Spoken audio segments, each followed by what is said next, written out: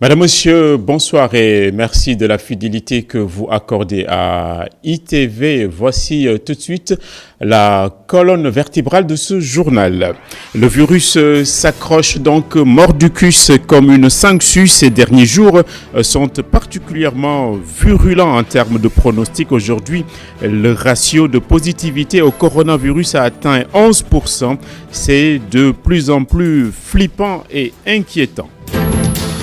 Par contre, c'est le printemps de la noix d'acajou à Ziguinchor où la campagne pour les exportations vient d'être lancée en présence de tous les acteurs dont l'ADER, la délégation à l'entrepreneuriat rapide dans le sud. Cette phase est très importante en termes de vie économique et sociale.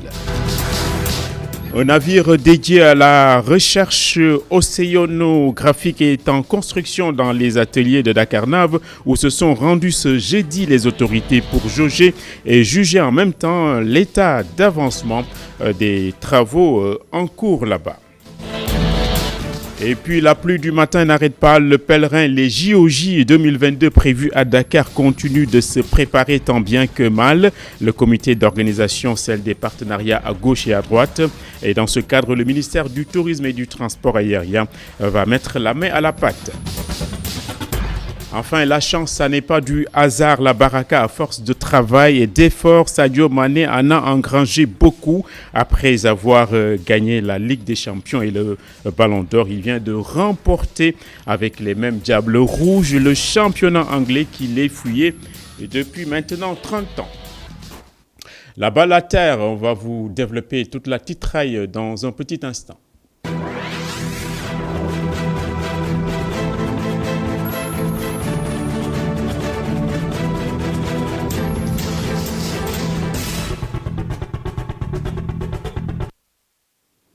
Et pour débuter cette édition, la mémoire des morts préside toujours à l'action des vivants. C'est pour rappeler la disparition du khalife de Thiénaba Seck qu'on va voir sur les images. Cheikh Ahmed Tidiane Seck a été rappelé à Dieu dans la nuit du jeudi à vendredi. Serigne Abdourahmane Seck est le nouveau khalife. Il est le fils de Mam Talla Seck, qui fut le premier khalife de Thiénaba et il devient en même temps le 8e khalife de la famille religieuse. Nos vies sont donc faites aussi bien de malheurs que d'épreuves. À Ziguinchor, il y a de moins en moins d'épreuves sur le front de la noix d'acajou où la campagne en termes d'exportation a débuté en présence de nombreux acteurs dont la délégation à l'entrepreneuriat rapide. Le compte-rendu de la cérémonie qui s'est tenue au port de Ziguinchor avec notre correspondant permanent Hassan Ba. Top, c'est parti pour la campagne de commercialisation de la noix d'anacarde. Pour cette présente campagne, les autorités affichent de réelles ambitions comparées aux précédentes. La mesure interdisant le transport de l'anacarde par la voie terrestre, la voie maritime prend le relais donc depuis 2018, ce qui nous a permis de passer de 55 tonnes de noix exportées en 2017 à plus de 55 000 tonnes exportées en 2019. Le Conseil sénégalais des chargeurs annonce d'importantes innovations pour la présente campagne. C'est dans le dessein de relever les indicateurs en matière d'exportation.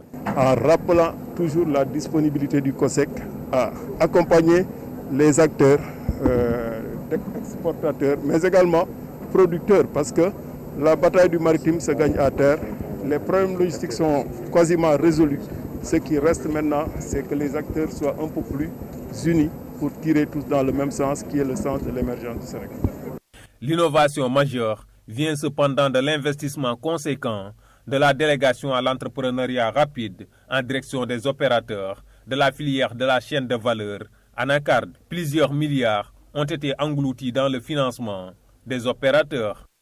Au jour d'aujourd'hui, je peux dire que nous sommes très satisfaits car à date, nous avons déjà injecté 12 milliards de francs CFA avec 3 milliards de la DER, 3 milliards 100 de la BNDE, 2 milliards 4 de la LBA et 2 milliards 7, 9 de CMS et 1 milliard de PAMECAS.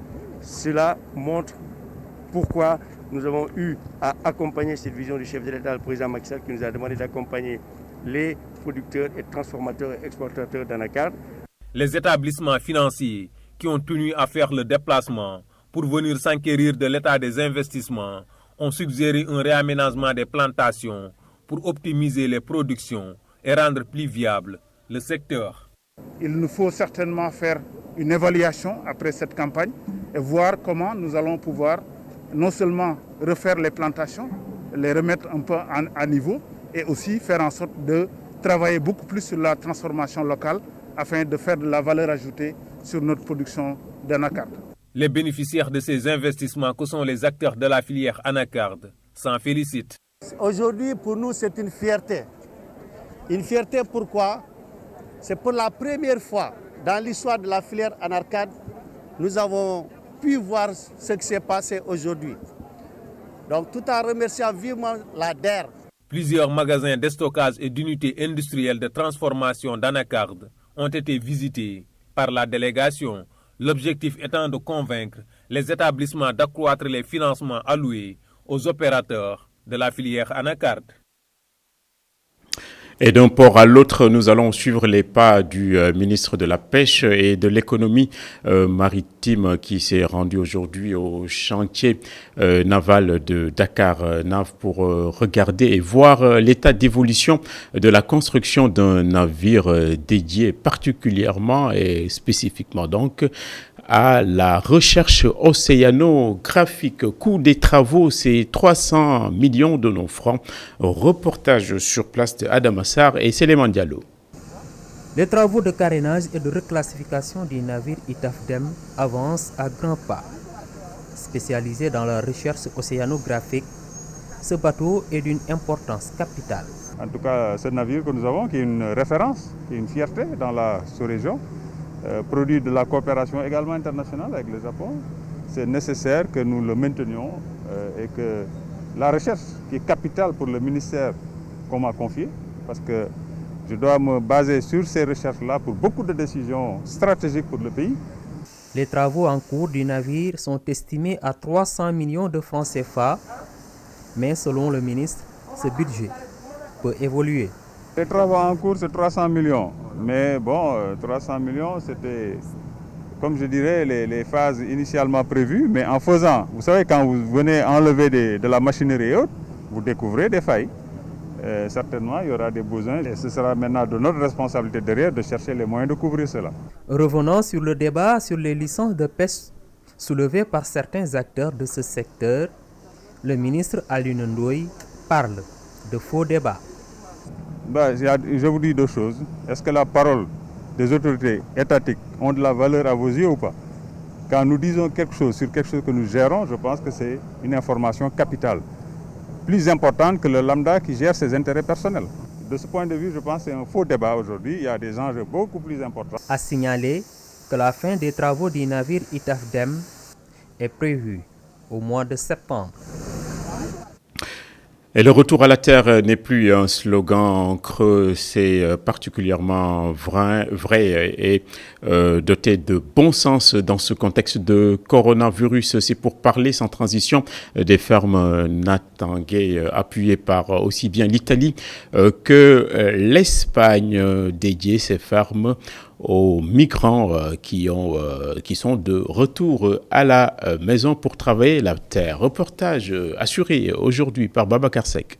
C'est les régions de Kolda, Sédhiou et Kédougou qui vont bénéficier de la dizaine de tracteurs dans le cadre du PASERSEN, qui est le programme d'appui à la réduction de la migration à travers la création d'emplois ruraux au Sénégal.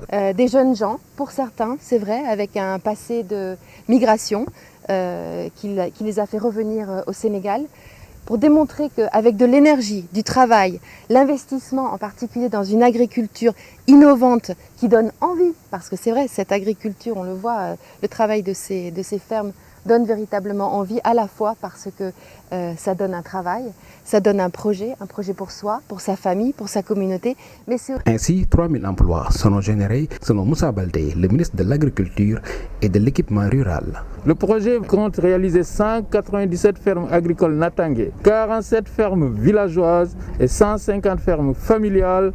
Il va ainsi permettre la création de 3000 emplois. Ce programme, financé par l'Union européenne à travers les agences de coopération italiennes et espagnoles, va considérablement augmenter les revenus des familles bénéficiaires. Avec la remise de cette dizaine de tracteurs pour la zone sud du projet, qui sera accompagné par une autre dizaine de tracteurs pour la zone centre, les revenus par famille vont augmenter davantage. On envisage que ça va aller jusqu'à 900 000 francs CFA par famille. 10 autres tracteurs seront livrés dans les régions de Louga, Diourbel, Fatick, Kaffrine et Tambacounda. Et on avait fini par donner les bonnets d'âne au ministre en charge de l'éducation ici, tellement il avait fait preuve d'amateurisme en matière de gestion de la reprise des classes. Mais on va être un peu plus clément aujourd'hui, au lendemain de la reprise réussie des classes d'examen. Nous sommes allés voir au lycée d'application Thierno Seydou Noroutal, où dans un premier temps il y avait des histoires liées à l'eau, mais qui se sont finalement résolues. Nous avons envoyé notre reporter Mam Abdougueye Kassé ainsi que le cadreur Moussa Fall pour voir ce qu'il en est au lycée d'application. On va regarder.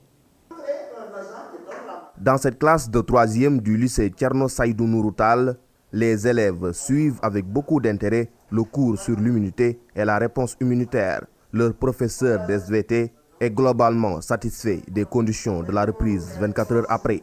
Nous trouvons la situation acceptable et normale, d'autant plus que la situation qui avait prévalu la veille a été maîtrisée, c'est-à-dire le manque d'eau. Donc on peut dire que nous avons repris dans le calme et avec les mesures barrières à respecter. Et dans l'ensemble, le matériel a été disponible. Les élèves ont reçu leurs masques, les professeurs aussi, et les gestes barrières sont en train d'être respectés. Cette élève, c'est elle que ses camarades ont désignée à l'unanimité pour qu'elle prenne la parole à leur nom. Elle apprécie les mesures prises ici et le déroulement des enseignements. Ça va, dans le sens où les mesures barrières ont été respectées. Ça a été très bien organisé. On a reçu des masques, on a été bien accueillis. À la porte, on donne on nous demande de nous laver les mains. En classe, on respecte les distances. Donc vraiment, dans l'ensemble, ça a été bien organisé. C'est la pause chez les terminalistes. Dans ce groupe de camarades de classe, un se démarque. Cet élève en classe de terminale L2, lui aussi, est satisfait par les conditions et le déroulement des enseignements. Pour notre lycée, ça se passe bien, à notre avis. Parce que tout ce dont les élèves attendaient, genre de l'administration, du gouvernement, en tout cas, nous sommes dans de bonnes conditions. On respecte aussi la distanciation en classe et tout. Et les cours se passent bien? Oui, les cours se passent très bien. 24 heures après la reprise attendue et redoutée du 25 juin, les élèves de cet établissement, à l'image d'autres, magnifient les conditions. Et nous revenons à la maison pour entendre la reprise de notre invité dans la matinale d'Alassane Samba Diop, en l'occurrence le professeur philosophe Malik Ndiaye, qui a disserté sur l'éducation ainsi que l'instruction, deux choses qui ne sont pas pareilles et qu'il ne faut pas mélanger. C'est ce qu'il nous a dit. On va l'entendre. Il n'y a pas d'éducation nationale au Sénégal. Au Sénégal, il y a un ministère de l'instruction. Vous savez, l'instruction et l'éducation, ce n'est pas la même chose. Ce que les Dara, en son temps, les Kassak et Ndoutna, les Soudunjuleji, les Boukout, les Diola, etc., avaient installé, c'est que c'est ou les Mbarunjuli, chez les Wolofs, ce que ces institutions installées, c'est que l'éducation, c'est-à-dire l'élaboration des djiko, comme éthique comportementale, attitude, état d'esprit, mentalité, ça commence au plus jeune âge. Quand maintenant arrive le temps de l'école où l'on est instruit, eh bien, l'instruction est reçue par l'éducation. Et donc, l'éducation doit précéder l'instruction. Celui qui est instruit et qui n'a pas d'éducation est un animal. Et nous avons en même temps reçu dans cette matinale un autre expert qui n'est pas, loin s'en faut, un expert autoproclamé comme on en voit de plus en plus. Il a aussi parlé du même sujet de l'éducation qu'il faudra revoir de son point de vue de fond en comble. On va l'écouter. Après cette pandémie, il y aura des changements dans tous les secteurs de la vie. Mais l'école étant ce qu'elle est, l'école étant la motrice, disons, le moteur du développement, forcément, cette pandémie va impacter l'école. Dans la formation des enseignants, dans la gestion de l'école, dans le contenu des enseignements. Donc, il faut déjà se préparer. Et à mon niveau, je ne suis vraiment pas indiqué pour pouvoir dire ce qui va se passer. Mais ce qui va se passer, c'est qu'il y aura des changements pour s'adapter à une situation nouvelle. Parce que c'est comme ça d'ailleurs que les Borom Xam-Xam définissent l'intelligence. C'est cette capacité à s'adapter à une situation nouvelle. La pandémie de la COVID-19 impose qu'il y ait un changement dans l'école. Je répète encore qu'il y a des efforts qui sont là. Il y a des textes qui sont bien écrits. Il y a une base de toutes les réflexions. Et même l'approche est bonne. C'est une approche participative. Mais c'est la mise en œuvre qui laisse à désirer. Et c'est là où on va nous mettre le paquet pour vraiment prendre en charge les changements induits par la COVID-19. Et avec la présence du coronavirus, rien n'est plus moins sûr. Il n'y a plus de visibilité sur rien du tout, et même sur les JOJ de 2022.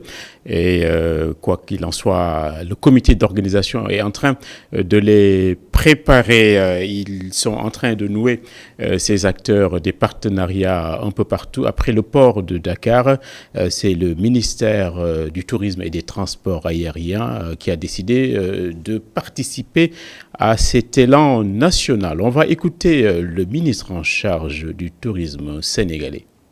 En effet, cette convention a pour objet de définir le cadre de collaboration entre le secteur privé touristique et l'État du Sénégal, doublement représenté par mon département et le comité d'organisation des JOJ, en vue d'une meilleure organisation de cet événement, notamment en ses volets hébergement, transport aérien, transfert des participants, promotion de la destination Sénégal et mise en tourisme du pays. Mesdames et messieurs, il y a de cela 18 mois, plus précisément le 8 octobre 2018 à Buenos Aires, en Argentine, le Comité international olympique, CIO, désignait le Sénégal comme pays organisateur de la 4e édition des Jeux olympiques de la jeunesse 2022, en présence de son Excellence M. Macky Sall, président de la République du Sénégal. Il s'agira donc ainsi de la première manifestation olympique organisée sur le continent africain, cher Diania. Le monde est dans les yeux de celui qui le regarde. On va parler de la Côte d'Ivoire où les éléments naturels sont en train de se déchaîner avec des pluies diluviennes à Abidjan ce jeudi qui ont causé des inondations ayant entraîné au moins 3 morts et des dégâts considérables. Les pluies orageuses ont duré quelques 3 heures d'horloge en milieu de journée la semaine passée. Un glissement de terrain consécutif à des averses avait fait 16 morts à Abidjan. La Zambie annonce quant à elle la réouverture de son espace aérien et de ses aéroports internationaux. Tout ceci dans le souci de relancer au plus vite son économie dévastée en partie par les restrictions dictées par la crainte du coronavirus. J'annonce la réouverture immédiate des aéroports. Nous devons nous remettre au plus vite au travail, a dit à la télévision le président zambien. Donc la Zambie est un des premiers pays d'Afrique à ouvrir ses frontières aériennes. Là-bas, quelques 1500 cas Covid+ sont relevés. avec 18 morts. En Grande-Bretagne, c'est un phénomène inquiétant et très récurrent là-bas, les attaques au couteau qui s'additionnent à Glasgow aujourd'hui dans un hôtel de ce centre-ville. 6 personnes, dont un policier, ont été blessées au couteau. L'assaillant a été neutralisé sans autre forme de procès. La police l'a arrosé de balles pour l'éliminer.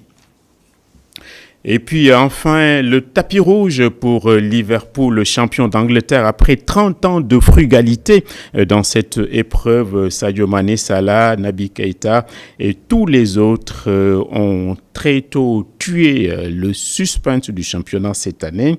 Et à 7 jours de la fin de celui-ci, les Reds ont accumulé 23 points d'avance sur ces poursuivant immédiat. Sadio Mané devient donc du coup le premier Sénégalais à remporter le championnat anglais. C'est une véritable performance. Félicitations.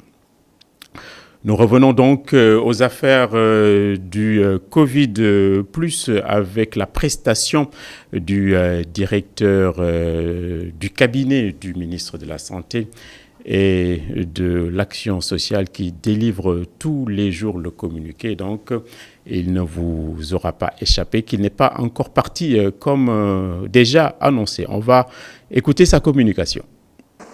Sur 1057 tests réalisés, 121 sont revenus positifs, soit un taux de positivité de 11,4%. Les cas positifs sont répartis comme suit. 79 cas contacts suivis par nos services, 15 cas importés enregistrés à l'aéroport international Blaise Diagne, 27 cas issus de la transmission communautaire répartis entre Diourbel 3 cas, Fatick 3 cas, Kaolack 3 cas, Guédiawaye 2 cas, Liberté 6 2 cas, Touba 2 cas, Dakar Plateau 2 cas, Parcelles Assainies 1 cas, Mbao 1 cas, Yoff 1 cas, Pikine 1 cas, Mariste 1 cas, Tivaouane 1 cas, Mermoz 1 cas, Khombol 1 cas, Sicap Baobab 1 cas et enfin Joal 1 cas. 31 patients hospitalisés ont été contrôlés négatifs et déclarés guéris. 27 cas graves sont pris en charge dans les services de réanimation. 4 nouveaux décès liés à la Covid-19 ont été enregistrés dans nos structures ce jeudi 25 juin 2020. L'état de santé des autres patients hospitalisés est stable. Voilà, c'est ainsi qu'on va boucler cette édition. Merci quand même à toute l'équipe technique qui a mis en œuvre cette édition ce soir et tout à l'heure après le générique, vous retrouverez la suite de la totale bloc d'informations réalisée et animée par Khalifa Diakhaté. Bonsoir et à demain. Au revoir.